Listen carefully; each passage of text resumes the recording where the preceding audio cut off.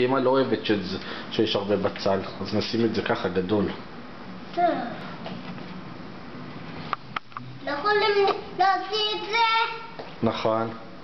אולי תוך כדי שאתה מסדר את זה תשאיר לי את השיר על התפוזים? אבל אני אשאיר לך, פעם שעברה אני אשאיר לך בסבתא צביה. את סבתא צביה מחר תשאיר? אבא! מה? זה לא על השני. לא נורא, שים את זה ככה ביחד.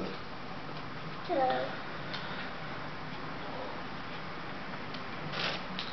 מה תשאיר מחר לסבתא צביה? על התפוזים. איך זה הולך? איך הולך השיר? תשאיר לי קצת. אבל רק קצת, רק על קצת. הרבה. נו, תשאיר לי על הרבה תפוזים, יאללה. אני לא רוצה. נו, רק קצת, אחר כך אני אתן לך. אבל אני אשאיר פעם שעברה בסבתא צביה. לא, נו, אני רוצה קצת. לא רוצה. אז אני לא ממשיך איתך את העוף עכשיו, לשים. מה? אז אני לא אמשיך איתך לשים את העוף ביחד. אני כן רוצה. נו, אז תשאיר לי קצת על התפוזים.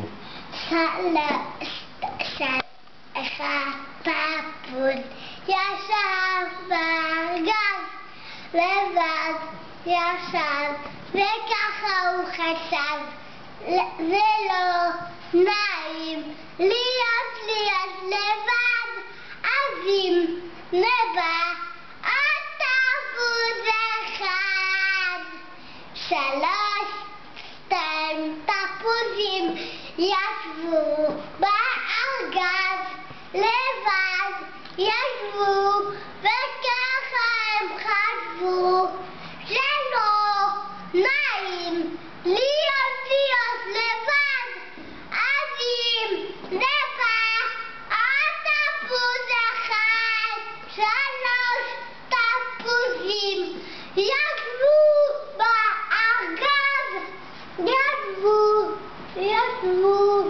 וככה הם חשבו שלא נעים להיות לבד אז אם נבע התפוז אחד 3 תפוזים ישבו בארגז ישבו